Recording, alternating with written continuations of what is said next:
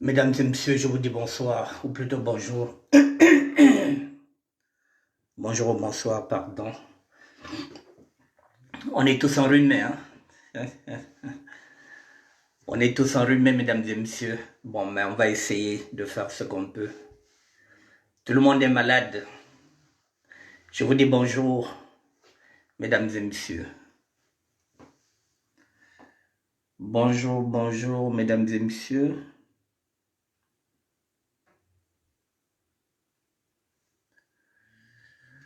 Je vous dis bonjour, mesdames et messieurs. Nous avons deux sujets. Jean-Claude Malanda, bonjour, plutôt bonsoir. J'ai deux sujets à traiter. C'est possible. Voilà. Là, je suis connecté avec mon chargeur parce que j'ai un problème de chargeur. Donc, je suis obligé de mettre le chargeur. Je viens de changer de chargeur, donc sinon j'aurai un problème de batterie.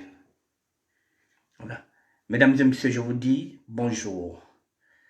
Dans 2 petites minutes, nous allons commencer le direct. J'attends que vous soyez un peu connectés. J'ai deux sujets.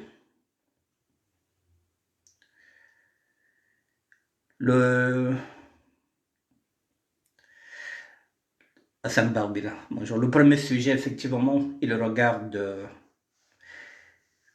l'Église catholique, le chrétien catholique que je suis. Chaque fois qu'il y a un problème, c'est nous les catholiques. Donc, on va y aller, mesdames et messieurs.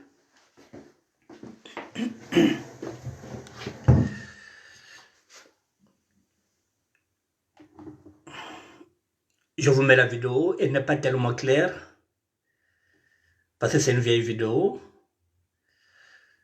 Voilà. On va écouter. Je ne sais pas si c'est un prêtre ou quoi, mais on va l'écouter.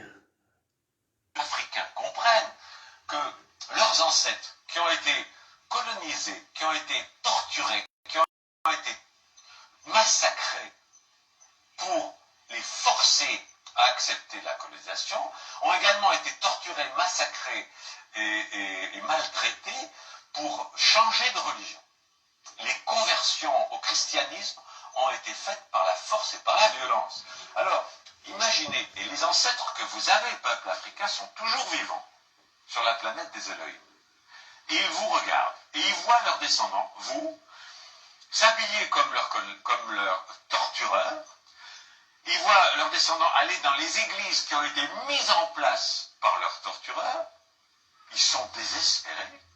Si vous voulez retrouver la vérité qui est le culte de vos ancêtres, débaptisez-vous, apostasiez de la religion des colonisateurs, jetez les vêtements des colonisateurs, retrouvez les vêtements africains, retrouvez la culture africaine, retrouvez les religions d'avant la colonisation.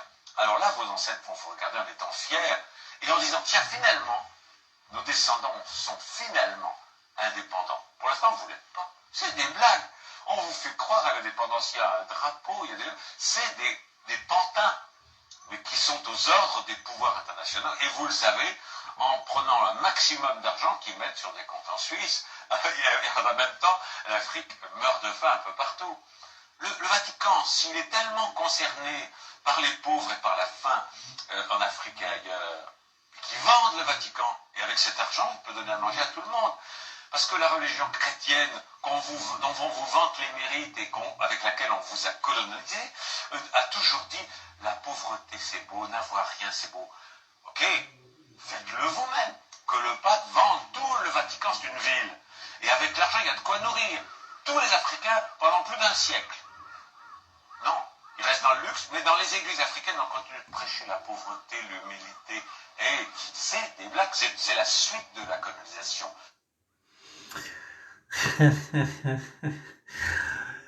On écoute encore pour une deuxième fois. Et sur le plan religieux, il faut que les Africains comprennent que leurs ancêtres qui ont été colonisés, qui ont été torturés, qui ont été massacrés pour les forcer à accepter la colonisation, ont également été torturés, massacrés et maltraités pour changer de religion. Les conversions au christianisme ont été faites par la force et par la violence. Alors, imaginez, et les ancêtres que vous avez, peuple africain, sont toujours vivants sur la planète des Elohim. Et ils vous regardent, et ils voient leurs descendants, vous, s'habiller comme leurs tortureurs. Ils voient leurs descendants aller dans les églises qui ont été mises en place par leurs tortureurs. Ils sont désespérés. Si vous voulez retrouver la vérité qui est le culte de vos ancêtres, débaptisez-vous, apostasiez de la religion des colonisateurs, jetez les vêtements des colonisateurs, retrouvez les vêtements africains, retrouvez la culture africaine, retrouvez les religions d'avant la colonisation. Alors là, vos ancêtres vont vous regarder en étant fiers et en disant, tiens, finalement, nos descendants sont finalement indépendants. Pour l'instant, vous ne l'êtes pas. C'est des blagues. On vous fait croire à l'indépendance, il y a un drapeau, c'est des pantins, mais qui sont aux ordres des pouvoirs internationaux. Et vous le savez, en prenant un maximum d'argent qu'ils mettent sur des comptes en Suisse, et en même temps, l'Afrique meurt de faim un peu partout. Le Vatican, s'il est tellement concerné par les pauvres et par la faim en Afrique et ailleurs, qui vendent le Vatican, et avec cet argent, il peut donner à manger à tout le monde. Parce que la religion chrétienne, dont on vous vante les mérites et avec laquelle on vous a colonisé, a toujours dit, la pauvreté c'est beau, n'avoir rien c'est beau. Ok, faites-le vous-même. Que le pape vende tout le Vatican, c'est une ville. Et avec l'argent, il y a de quoi nourrir tous les Africains pendant plus d'un siècle. Non, ils restent dans le luxe, mais dans les églises africaines, on continue de prêcher la pauvreté, l'humilité. Et c'est des blagues, c'est la suite de la colonisation. Bon, mesdames et messieurs.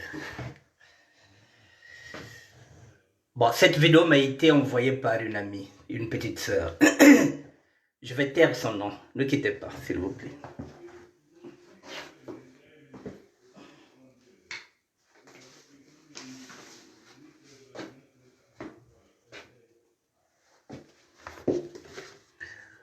Voilà, je disais, cette vidéo m'a été... Elle m'a été envoyée par une amie. Ça fait moins 4 jours que j'ai cette vidéo. Bon, normalement, je ne voulais pas commenter.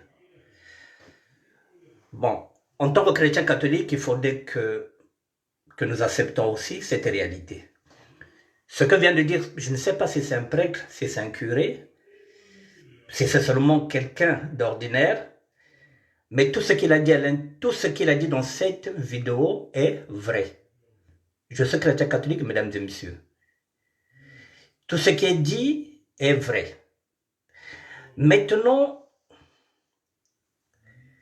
c'est l'éternel débat. C'est l'éternel débat, effectivement. On nous demande de repartir vers nos aïeux avec nos ancêtres. Qu'on enlève ces vêtements-là que nous portons, les vêtements de colons. C'est ce qu'on nous demande. Tout ce qui est dedans est vrai. Mais avant de développer, je vais aller vers un pasteur. Et je vais développer, mesdames et messieurs. Je vous dis qu'en tant que chrétien, oui, je pense qu'il a raison en tout et pour tout. Je ne vais pas me voiler la face. Soyons pragmatiques. Maintenant, je vais aller vers un pasteur, si vous permettez.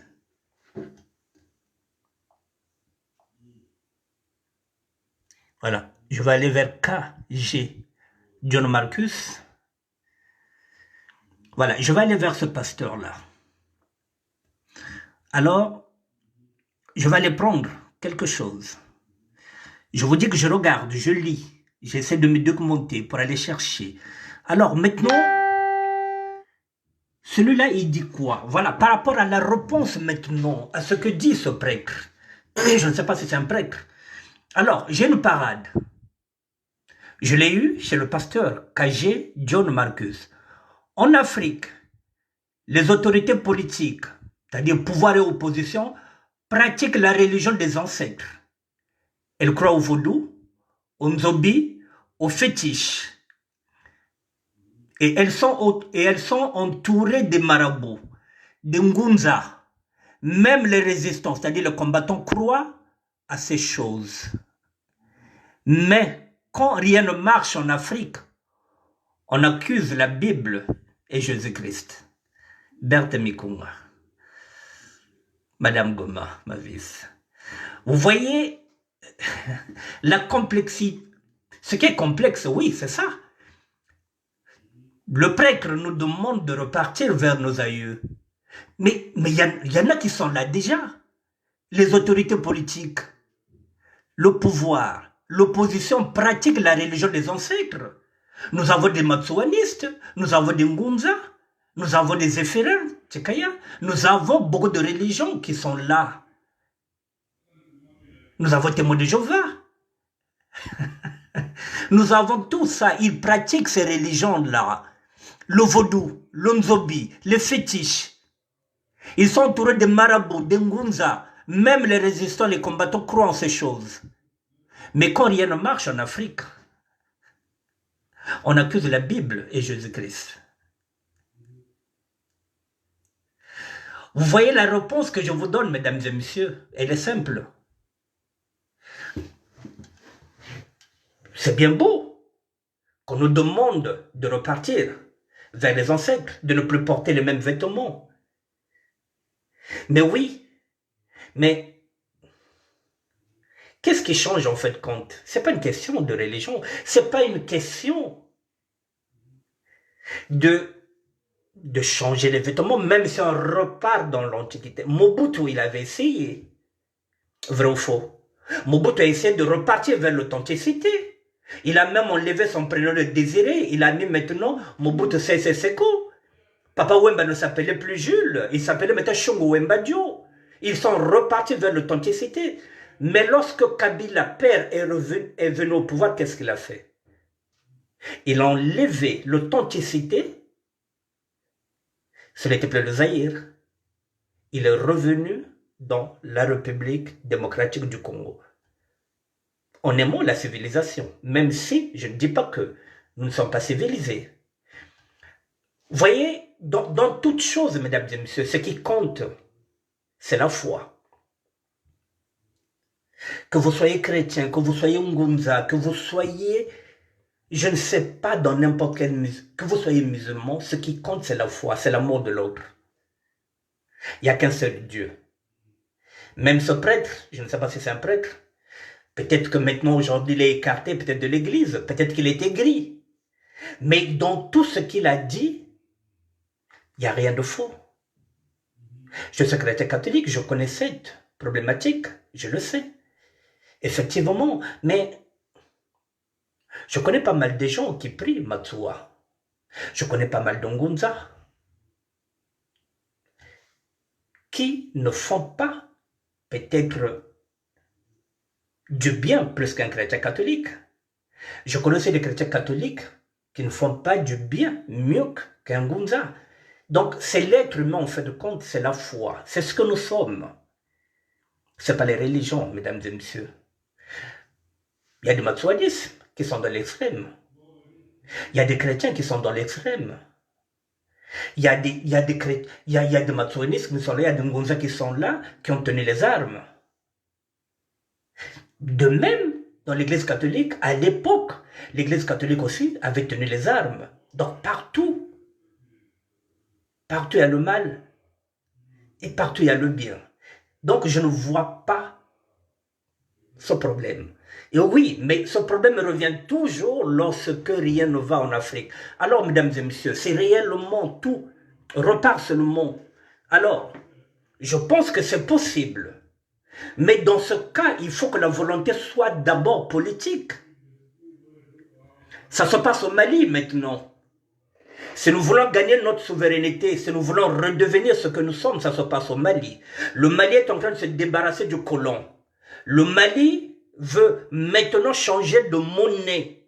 Mais en ce moment-là, il faudrait que ce soit tous les dirigeants de l'Afrique qui vont s'approprier maintenant l'Afrique. Pour qu'on puisse avoir une seule monnaie et qu'on parle une seule langue.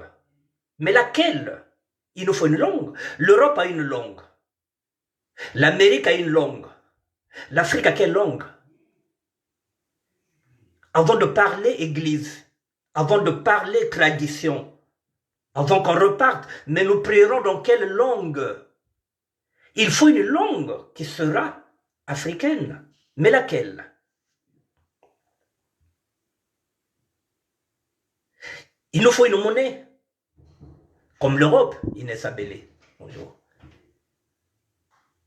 Mais si nos dirigeants sont déjà dans la franc-maçonnerie, s'ils sont déjà dans les loges, alors comment nous allons repartir? Comment nous pouvons rebâtir une Afrique sans le catholicisme? Mesdames et messieurs, ne l'oubliez pas aussi qu'un président en Afrique centrale,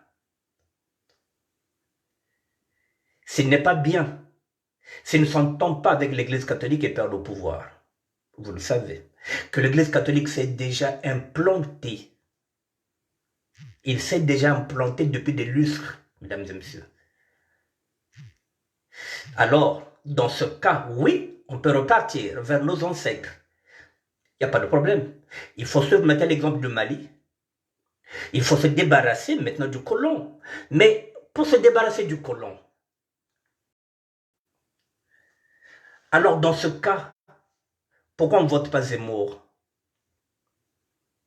Celui-là, il nous donnera des coups de pied au cul pour qu'on reparte chez nous. Dans ce cas, il faut voter Zemmour, mesdames et messieurs. Comme ça, nous repartirons chez nous. Mais en repartant chez nous, on nous demande de ne plus porter les mêmes vêtements. OK? Est-ce que nous avons des usines au niveau du Congo-Brazzaville qui vont confectionner les vêtements? Non. Qu'est-ce que nous avons, mesdames et messieurs? Le colon. Il est mauvais lorsqu'il s'agit de la Bible, lorsqu'il s'agit de Jésus-Christ. Nous parlons leur langue, le français. Nous avons des enfants ici qui sont français. Nous utilisons la monnaie euro, qui est européenne. C'est pour les colons. Nous faisons les études chez les colons. Nous conduisons les voitures qui ont été conçues par les colons. L'avion que nous prenons, Air Afrique, Air France, c'est le colon qui l'a fait. Le téléphone que nous sommes en train là de parler, c'est le colon. Nous utilisons tout ce que le colon a fait, ce qui nous arrange. Mais la Bible, on n'en veut pas. Jésus-Christ, on n'en veut pas en Afrique. Le problème, c'est Jésus-Christ, mesdames et messieurs. Le problème, c'est la Bible. Désolé, mesdames et messieurs, c'est ce que j'ai dit. Moi, je suis matsouaniste. Je l'ai dit, je le répète. Je suis corbeau par mon grand-père. Je suis corbeau. Je suis matsouaniste par mon père. Mais je suis chrétien catholique par ma mère. C'est pas moi qui ai choisi d'aller à l'église catholique. C'est ma mère. Alors si à cette époque-là, il y avait des églises matsouanistes, si à cette époque-là, il y en avait beaucoup, je pense que peut-être qu'aujourd'hui je serais Ngunza, mais je suis Ngunza, mesdames et messieurs, par mon ADN. Puisque je suis M22. Ça ne me pose aucun problème lorsque je parle avec les Ngunza. Ça ne me pose aucun problème lorsque je parle avec les pentecôtistes. Ça ne me pose aucun problème lorsque je parle avec les protestants. J'ai des neveux qui sont musulmans. Ce qui compte, c'est l'amour qu'on donne aux autres. Ce qui compte, c'est le bonheur qu'on peut se procurer en croyant en Dieu. Ce qui est intéressant, c'est Dieu, la foi et l'amour. Le reste, ce sont les religions, mesdames et messieurs. Dieu n'a pas créé de religion. Ce sont les hommes qui ont créé les religions. Dieu n'a pas créé de religion. Il est toutes les religions en lui tout seul. Aimons-nous, cultivons l'amour et non la haine. Le reste n'a aucune importance. Voilà, mesdames et messieurs, ça... Aujourd'hui, il y a un combat qui est là. Le combat, celui de la libération du Congo-Brazzaville. J'interviens dans ce combat en tant que matsuaniste, en tant que corbeau, en tant que M22. J'interviens dans ce combat en tant qu'évangéliste. Vous voyez donc, ça ne me pose aucun problème. J'interviens en tant qu'évangéliste. Parce qu'en tant qu'évangéliste, le Christ nous demande quoi? D'être aux côtés des plus faibles. C'est ce que je suis en train de faire. Ces deux éducations, ces deux cultures ne m'empêchent pas de vivre, mesdames et messieurs. Si je ne combats pas en tant que matsuanisme, parce que je suis matsuaniste, parce que je suis Larry Congo, je dois me battre pour le Congo. En ce moment-là, j'invoque Tata Matsua. Ça ne me pose aucun problème. Tata Matsua, toi, Nangolo. Jingo Fotanuanao, parce que c'est ma culture.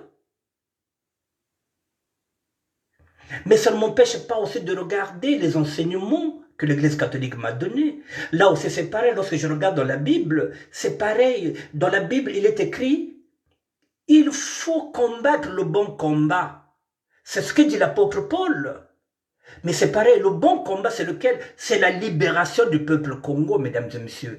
Donc, que je raisonne en tant que chrétien catholique, que je raisonne en tant que matsuaniste, c'est pareil. Les deux sont liés. Matsua se battait contre les inégalités sociales. Le Christ, c'est pareil. Il était du côté des plus pauvres. C'est ce que je suis en train de faire, mesdames et messieurs. Je suis en train de me battre pour le Congo. Et non pour ceux qui sont en train de diriger là-bas, qui ont l'argent. Pourtant, je peux choisir le côté où il y a plus d'argent. Mais non, je suis de ce côté-là. Peu importe. En tant que matsuaniste, en tant que chrétien catholique, je n'y peux rien. Je n'ai pas choisi la religion. C'est ma mère qui avait choisi pour moi. J'ai toujours baigné dans le catholicisme. Pas le choix. Mesdames et messieurs, voilà donc ce... Mais je le dis, je le répète, que ce qu'a dit ce prêtre, il n'y a rien enlevé, il n'a pas tort. Mais il faut que ça commence par nos dirigeants. Si vous voulez qu'on puisse s'approprier encore nos traditions, effectivement, il faut, mais il faut enseigner ça.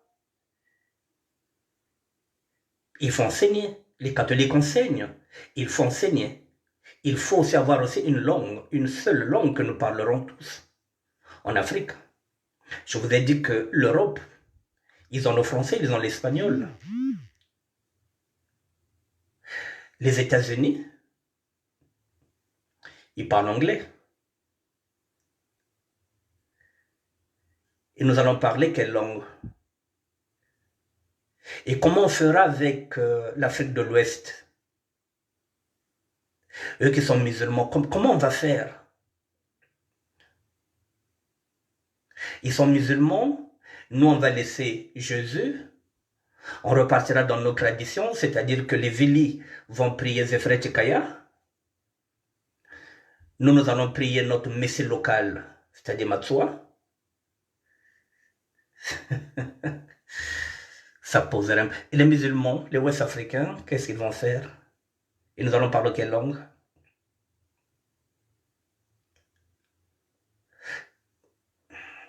Est-ce que nos dirigeants vont laisser les loges? Est-ce qu'ils vont laisser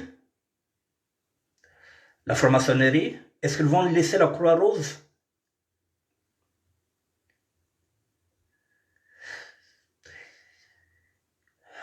Est-ce qu'ils vont laisser la magie? Ils ont besoin de ça pour régner. Ils ont besoin du sang des autres pour régner. Vous croyez qu'ils vont laisser tout ça? pour prier un seul Dieu. Et comme ça, nous aurons tous les mêmes pouvoirs. Non, eux veulent avoir des pouvoirs surhumains. Ce serait difficile, mesdames et messieurs. Ce qui va nous sauver, c'est la foi. Il n'y a qu'un seul Dieu. Dieu est amour. Dieu est pardon. Voilà, faites du bien autour de vous. Le reste, ne cherchez même pas à savoir si vous faites du bien à un musulman, si vous faites du bien à un hindou, si vous faites du bien à un athée. Faites du bien autour de vous, mesdames et messieurs. C'est tout. Et Dieu vous le rendra. Le reste, ça ne sert à rien. Mesdames et messieurs, voilà. J'ai préparé un deuxième sujet. Je pense, excusez-moi, je voulais traiter deux sujets pour éviter une monotonie. Je m'excuse.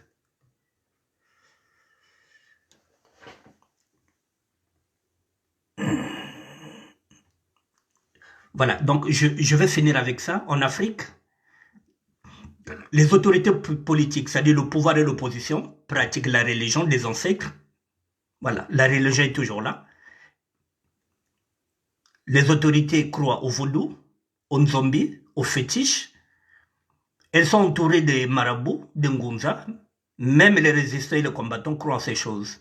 Mais quand rien ne marche en Afrique, on accuse la Bible et Jésus-Christ. Voilà le mal africain. Le mal africain, quand rien ne va, soit c'est le sorcier, soit c'est la Bible. Voilà. Permettez. Alors parfois c'est pas Dieu. C'est nous-mêmes.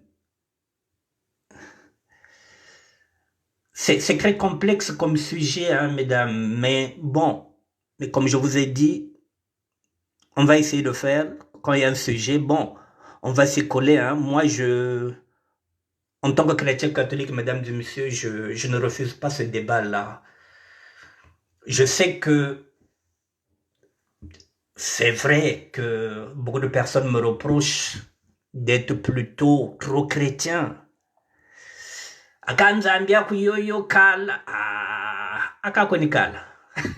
Il est trop tard pour moi pour reculer, mesdames et messieurs. Trop tard. Trop tard. Il est trop tard. Il faut enseigner ça aux enfants maintenant, là. Mais nous, on est devenus trop vieux. C'est fini. C'est fini. Ne quittez pas, mesdames et messieurs. Pardon, je cherche un deuxième sujet.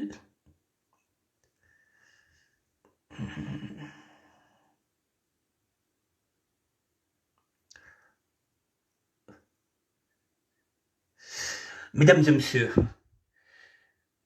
le deuxième sujet, je voulais intervenir sur cette histoire-là que vous avez tous vue. Ce garçon, dit-on, qui est parti faire des analyses le dimanche,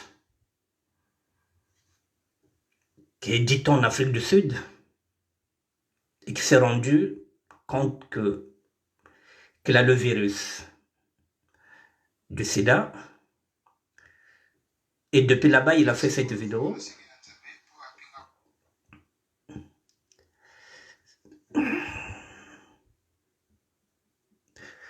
Depuis l'Afrique du Sud, il a fait cette vidéo pour demander à toutes les femmes qu'il a rencontrées qu'elles aillent se faire dépister parce que lui, il est atteint maintenant du virus. Imaginez un instant qu'il a connu 50 femmes. Ce que revient à dire, peut-être qu'il en a contaminé 30. On ne sait pas. Depuis quelques jours, je cherchais un angle. Je cherchais un angle pour traiter ce sujet. J'ai dit, ma soeur. Parce qu'en fait, compte, il y a quelque chose qui me gêne dessus, qui me gêne. Ce qui me gêne, c'est que il n'y a pas longtemps, il n'y a même pas 2 mois, j'avais traité ce sujet-là. J'avais dit qu'il y a des gens ici qui savent qu'ils sont atteints, mais qui veulent sciemment contaminer les autres. Et ils appellent ça bienvenue au club. Il n'y a même pas un mois de cela, je vous avais dit que j'ai une amie qui a 2 enfants et qui a vécu avec quelqu'un pendant 2 ans, alors que ce dernier prenait un traitement sans dire à l'autre, elle voulait le contaminer. Non, il voulait le contaminer. Il voulait la contaminer, pardon, parce que c'est l'homme qui voulait contaminer la femme. Mais finalement, comme Dieu ne dort pas, cette femme a été épargnée. Je suis parti l'accompagner à Saint-Lazare. Elle avait peur de laisser ses 2 enfants. Et finalement, ça s'est bien passé. Et 6 mois après, elle a refait encore les tests. Elle n'est pas atteinte. J'ai la liste, moi aussi, je l'avais dit, de ces personnes-là, femmes comme hommes. J'ai la liste, j'ai les photos. Comme il est en train de le dire, le peuple brésilien. Peut-être qu'en tant qu'évangéliste, je n'ai pas le droit de donner ces noms-là. La Bible me l'interdit. Ça fait partie de la délation. Je suis venu avec ce sujet, j'avais seulement dit, lorsque vous partez au Congo-Brazzaville, faites attention, mesdames. Faites attention, messieurs, parce que il faut protéger les personnes que vous laissez derrière, que ce soit vos femmes, que ce soit vos maris. Faites attention. Là-bas, vous arrivez, il y a des gens qui ont l'argent, qui vont vouloir vous faire l'amour sans mettre des capotes. Protégez-vous parce que vous avez des hommes que vous avez laissés, ou vous avez des femmes que vous avez laissées. J'ai la liste, mesdames et messieurs. Mais je ne pourrai jamais me permettre de citer les noms de ces personnes-là, c'est de la délation. Même un médecin, même votre médecin n'a pas le droit de donner la liste des personnes qui sont contaminées, qui passent dans son cabinet. Ce n'est pas parce que nous sommes dans les réseaux sociaux que tout est permis maintenant. Il faut qu'on fasse très attention. Parce que n'oubliez pas que si vous prononcez les noms de ces personnes-là, elles peuvent vous porter plainte. Donc j'attire l'attention à toutes ces personnes qui veulent dévoiler les noms. Il faut faire très attention. Il y a des femmes qui sont atteintes et qui vivent maintenant avec des hommes. C'est à elles d'assumer. Il y a des hommes qui sont atteints et qui ont maintenant fondé des familles. C'est à eux d'assumer. Ce monsieur-là est libre d'assumer. C'est à lui de donner les noms. C'est à lui. Si c'est lui qui donne les noms, mesdames et messieurs, ce n'est pas un problème. Mais il ne faudrait pas que ce soit un chroniqueur qui doit le faire. Sous prétexte parce qu'on veut sauver d'autres vies. C'est à lui. S'il a fait une vidéo,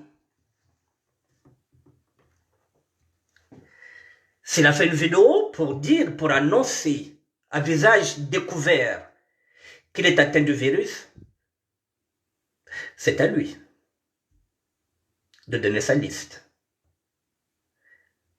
Parce que lui, c'est lui qui doit assumer, ce n'est pas les autres. C'est dans ce contexte-là que je vais traiter ce sujet-là, mesdames et messieurs. Voilà, vous dire de faire très attention. Parfois, ce sont des femmes qui ne savaient pas. Parfois, ce sont des hommes qui ne savaient pas qu'en sortant avec ce monsieur, que celui-là était contaminé. Ça peut nous arriver à tout le monde. Et n'oubliez pas que le sida ne tue plus. Il suffit, le sida tue en Afrique par manque de moyens. Mais ici en Europe, le sida ne tue plus. Parce qu'on a mis toutes les possibilités pour soigner. Le Covid est en train de tuer plus que le sida. La maladie du diabète tue plus que le sida. Comment on appelle ça? Les crises cardiaques tuent plus que le sida. Les AVC tuent plus que le sida. Mais sincèrement, en toute sincérité, quand je pense qu'il y a des gens qui sont en train d'encourager le père Bréziani pour qu'il puisse donner les noms, sincèrement. Et dimanche, nous irons prier à l'église. Ça nous intéresse de savoir qui est malade. Mais qu'est-ce qu'on va faire avec? Et c'est notre problème. J'avais déjà fait une mission pareille où j'avais interpellé le pasteur Nomazalaï qui voulait donner la liste des hommes politiques qui étaient atteints de pathologie. J'avais dit non, pasteur, c'est pas à nous. J'avais même dit oui, le paix peut le faire. Mais aujourd'hui, le paix Brésil veut le faire, mesdames et messieurs. Ne l'encouragez pas, s'il vous plaît. Parce que si vous l'encouragez, imaginez un seul instant qu'il donne 40 noms. Il se retrouvera avec 40 plaintes.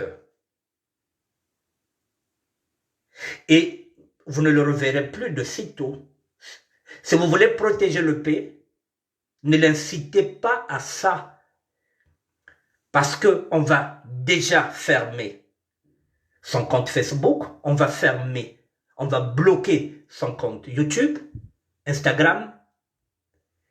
Il n'aura plus que ses yeux pour pleurer. S'il donne le nom de 50 personnes, et si ces 50 personnes se constituent en partie civile, le paix sera dans la merde. Aucun médecin n'a le droit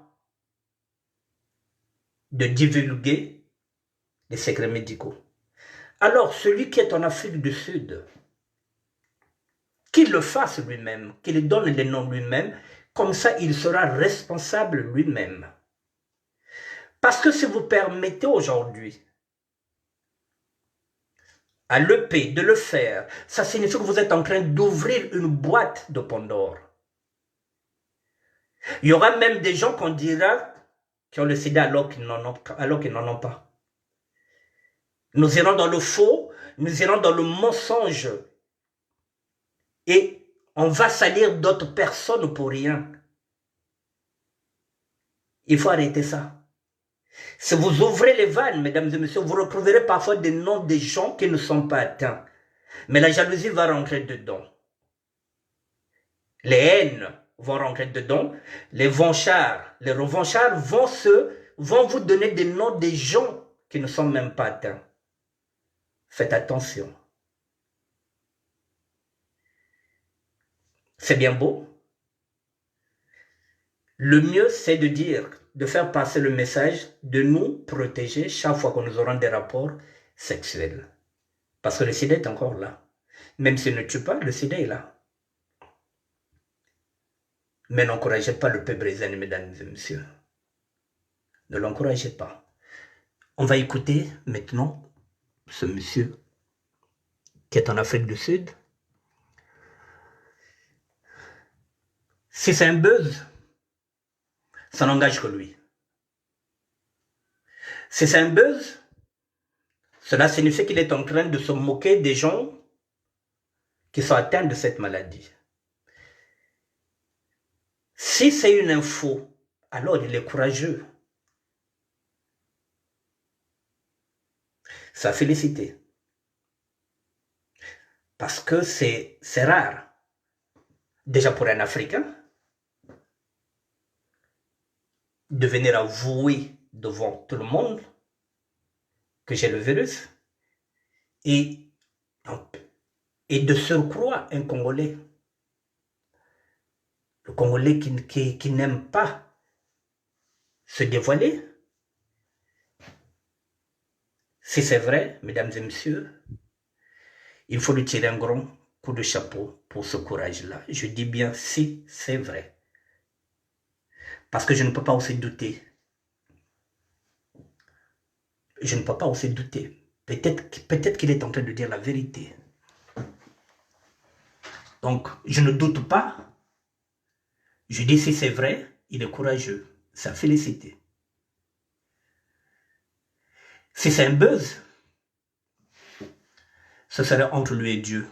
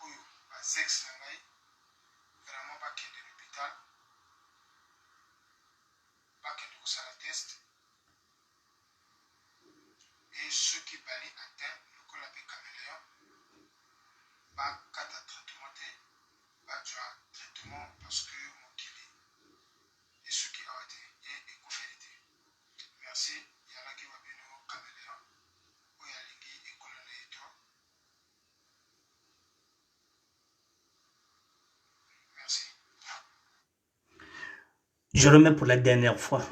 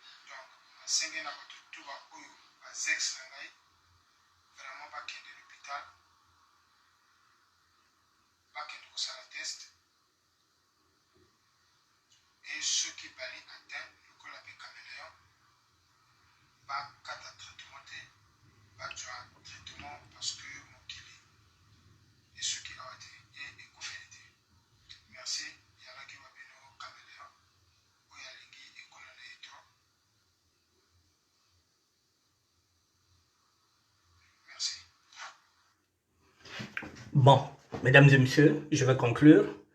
Je vais quand même essayer de traduire parce qu'il y a certaines personnes peut-être qui n'entendent pas, qui ne comprennent pas lingala.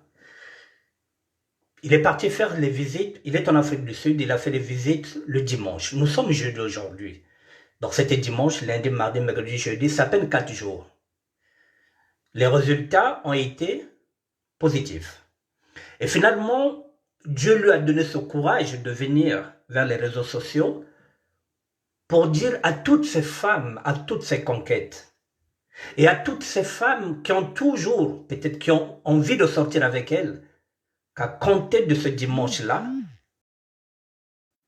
lui, il est atteint. Que ces femmes-là ne s'approchent plus, c'est-à-dire sexuellement vers lui, et que celles qui sont sorties avec lui, qu'elles aillent se faire tester.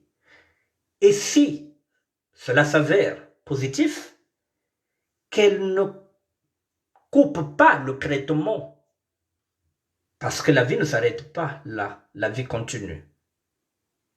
Voilà le message qu'il est en train de lancer, que si vous allez, mesdames,